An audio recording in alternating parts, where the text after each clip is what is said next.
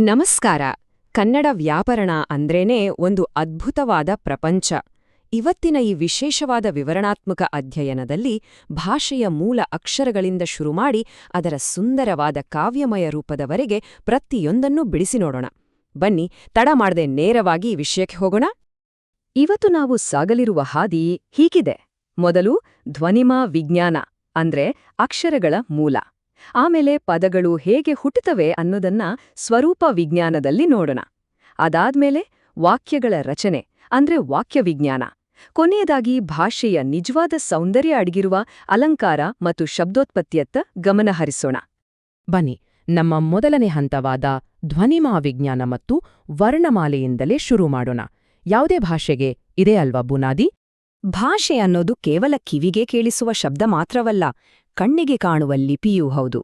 ಪ್ರಾಚೀನ ಕಾಲದಲ್ಲಿ 47 ಅಕ್ಷರಗಳಿದ್ದ ನಮ್ಮ ಕನ್ನಡ ವರ್ಣಮಾಲೆ ಈಗ ಅಧಿಕೃತವಾಗಿ 49 ಅಕ್ಷರಗಳಿಗೆ ಬೆಳೆದಿದೆ. ಇಲ್ಲಿ ಒಂದು ಸಣ್ಣ ಪ್ರಾಕ್ಟೀಸ್ ಮಾಡೋಣ ಬನ್ನಿ. ವರ್ಗೀಯ ಮತ್ತು ಅವರ್ಗೀಯ ವ್ಯಂಜನಗಳನ್ನು ಉಚ್ಚರಿಸುವಾಗ ನಮ್ಮ ನಾಲಿಗೆಯ ತುದಿ ಮತ್ತು ಗಂಟಿಲಿನ ಚಲನೆ ಹೇಗಿರುತ್ತೆ ಅಂತ ಗಮನಿಸಿ. ಉದಾಹರಣೆಗೆ, ಕಾ ಅಂದಾಗ ಗಂಟ್ಲಿನಿಂದ, ಚಾ ಅಂದಾಗ ನಾಲಿಗೆಯಿಂದ ಧ್ವನಿ ಬರುತ್ತೆ ಅಲ್ವಾ? ಇದನ್ನ ಸರಿಯಾಗಿ ಉಚ್ಚರಿಸೋದೇ ಭಾಷೆ ಕಲಿಯುವ ಮೊದಲು ಗುಟ್ಟು. ಈಗ ಸ್ವರಗಳ ವಿಚಾರಕ್ಕೆ ಬರೋಣ. ಅ, ಇ, ಉ ಹೀಗೆ ಒಂದು ಮಾತ್ರೆಯ ಕಾಲದಲ್ಲಿ ಹೇಳುವ ಹ್ರಸ್ವಸ್ವರ. ಆ, ಈ ಹೀಗೆ 2 ಮಾತ್ರೆಗಳ ದೀರ್ಘಸ್ವರ ನಮ್ಗೆಲ್ಲ ಗೊತ್ತೇ ಇದೆ. ನೀವೇ ಒಮ್ಮೆ ಹೇಳಿ ನೋಡಿ, ಸಮಯದ ವ್ಯತ್ಯಾಸ ಗೊತ್ತಾಗುತ್ತೆ. ಆದ್ರೆ ಇಲ್ಲಿರೋ ಅತ್ಯಂತ ಆಸಕ್ತಿದಾಯಕ ವಿಚಾರ ಅಂದ್ರೆ ಈ ಪ್ಲುತಸ್ವರ. ಇದು ಕೇವಲ ವ್ಯಾಕರಣ ಅಲ್ಲ, ನಮ್ಮ ಭಾವನೆಗಳಿಗೆ ಕೊಟ್ಟಿರೋ ರೂಪ. ದೂರದಿಂದ ಯಾರನ್ನಾದ್ರೂ ಕರೆಯುವಾಗ ಅಮ್ಮಾ ಅಂತೀವಲ್ವಾ, ಅಥವಾ ದುಃಖದಲ್ಲಿ ಓ ದೇವ್ರೇ ಅಂತ ಎಳೆದ್ ಹೇಳ್ತೀವಲ್ವಾ, ಅದೇ ಪ್ಲುತಸ್ವರ. ಎಂಥ ಅದ್ಭುತವಾದ ನಿಯಮ ಅಲ್ವಾ? ಈಗ ಅಕ್ಷರಗಳಾಯಿತು. ಮುಂದಿನ ಹಂತ ಪದಗಳ ರಚನೆ. ಸರ್ವನಾಮಗಳು ಮತ್ತು ಲಿಂಗ ವ್ಯವಸ್ಥೆ ಹೇಗೆ ಕೆಲಸ ಮಾಡುತ್ತೆ ಅಂತ ನೋಡೋಣ. ಕನ್ನಡದಲ್ಲಿ ಸರ್ವನಾಮಗಳ ವ್ಯವಸ್ಥೆ ಒಂದು ಪರ್ಫೆಕ್ಟ್ ಗಣಿತದ ತರ ಕೆಲಸ ಮಾಡುತ್ತೆ. ಈ ಕೋಷ್ಟಕವನ್ನೇ ಗಮನಿಸಿ. ಉತ್ತಮ, ಮಧ್ಯಮ ಮತ್ತು ಪ್ರಥಮ ಪುರುಷಗಳನ್ನ ಎಷ್ಟು ಸ್ಪಷ್ಟವಾಗಿ ವಿಂಗಡಿಸಲಾಗಿದೆ ನೋಡಿ. ನಾನು ಇಂದ ನಾವು, ನೀನು ಇಂದ ನೀವು, ಹಾಗೆ ಅವನು ಅಥವಾ ಅವಳು ಇಂದ ಅವರು. ಯಾವುದೇ ಗೊಂದಲವಿಲ್ಲದೆ ನಿಖರವಾಗಿ ಯಾರು ಯಾರ ಜೊತೆ ಮಾತಾಡ್ತಿದ್ದಾರೆ ಅನ್ನೋದನ್ನ ಇದು ಸ್ಪಷ್ಟಪಡಿಸುತ್ತೆ. ಸರ್ವನಾಮಗಳಷ್ಟೇ ಅಲ್ಲ, ನಮ್ಮಲ್ಲಿ ಲಿಂಗ ವ್ಯವಸ್ಥೆ ಕೂಡ ಅಷ್ಟೇ ವ್ಯವಸ್ಥಿತವಾಗಿದೆ. ನಾಮಪದಗಳನ್ನ ಪುಲ್ಲಿಂಗ ಮತ್ತು ಸ್ತ್ರೀಲಿಂಗ ಅಂತ ಹೇಗೆ ಗುರ್ತಿಸ್ತೀವಿ ಅನ್ನೋದನ್ನ ಗಮನಿಸೋಣ. ಕೇವಲ ಒಂದು ಸಣ್ಣ ಅಕ್ಷರ ಅಥವಾ ಪ್ರತ್ಯಯವನ್ನ ಬದಲಾಯಿಸಿದ್ರೆ ಸಾಕು, ಪದದ ಲಿಂಗವೇ ಬದಲಾಗುತ್ತೆ. ಉದಾಹರಣೆಗೆ, ಹಾವಾಡಿಗ ಅನ್ನೋ ಪದಕ್ಕೆ ಇತ್ತಿ ಸೇರ್ಸಿದ್ರೆ ಹಾವಾಡಿಗಿತ್ತಿಯಾಗುತ್ತೆ. ಹಾಗೆ ಅರಸ ಅನ್ನೋ ಪದದ ಕೊನೆಯ ಅಕ್ಷರವನ್ನ ಈ ಅಂತ ಬದಲಿಸಿದ್ರೆ ಅರಸಿ ಆಗುತ್ತೆ.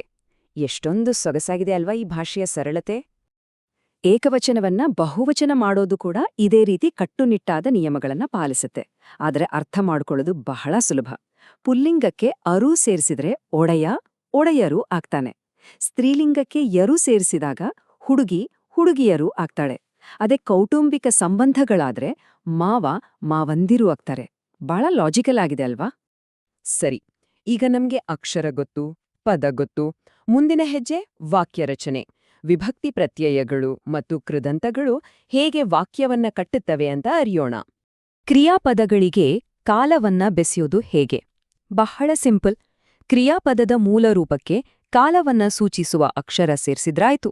ಉದಾಹರಣೆಗೆ, ಈಗ ನಡೀತಿರೋ ಕೆಲ್ಸಕ್ಕೆ ವಾ ಸೇರ್ಸಿದ್ರೆ ಮಾಡುವ ಅಂತಾಗುತ್ತೆ. ಆಗೋಗಿರೋ ಕೆಲ್ಸಕ್ಕೆ ದ ಸೇರ್ಸಿದ್ರೆ ಮಾಡಿದ್ದ ಆಗುತ್ತೆ. ಇವುಗಳನ್ನೇ ನಾವು ಕೃದಂತಗಳು ಅಂತ ಕರೆಯೋದು. ವಾಕ್ಯ ರಚನೆಯ ಅತಿ ಮುಖ್ಯವಾದ ಭಾಗ ಅಂದ್ರೆ ಈ ವಿಭಕ್ತಿ ಪ್ರತ್ಯಯಗಳು. ಇವೇ ವಾಕ್ಯದ ಎಂಜಿನ್. ನಾಮಪದಗಳು ಕ್ರಿಯಾಪದಗಳ ಜೊತೆ ಹೇಗೆ ಸೇರ್ಕೊಳ್ತವೆ ಅಂತ ಇವು ನಿರ್ಧರಿಸ್ತವೆ. ರಾಮನು, ರಾಮನನ್ನು, ರಾಮನಿಂದ, ರಾಮನಿಗೆ ಹೀಗೆ ಪ್ರತಿಯೊಂದು ಪ್ರತ್ಯಯವೂ ಆ ಪದ ವಾಕ್ಯದಲ್ಲಿ ಯಾವ ಕೆಲಸ ಮಾಡ್ತಿದೆ ಅನ್ನೋದನ್ನ ಕರಾರವಾಗಿ ಹೇಳುತ್ತೆ. ಇಷ್ಟೊತ್ತು ನಾವು ಭಾಷೆಯ ವಿಜ್ಞಾನ ನೋಡಿದ್ವಿ. ಈಗ ಭಾಷೆಯ ಕಲೆಯತ್ತ ಅಂದ್ರೆ ಅಲಂಕಾರ, ನುಡಿಗಟ್ಟು ಮತ್ತು ಶಬ್ದೋತ್ಪತ್ತಿಯತ್ತ ಗಮನಹರಿಸೋಣ ಬನ್ನಿ. ಅಲಂಕಾರ ಅಂದ್ರೇನೆ ಸೌಂದರ್ಯ. ಭಾಷೆಯನ್ನ ಸುಂದರಗೊಳಿಸಲು 2 ಮುಖ್ಯ ದಾರಿಗಳಿವೆ. ಒಂದು ಶಬ್ದಾಲಂಕಾರ, ಅಂದರೆ ಅಕ್ಷರಗಳನ್ನೇ ಮತ್ತೆ ಮತ್ತೆ ಬಳಸಿ ಕಿವಿಗೆ ಇಂಪಾಗುವಂತೆ ಮಾಡೋದು.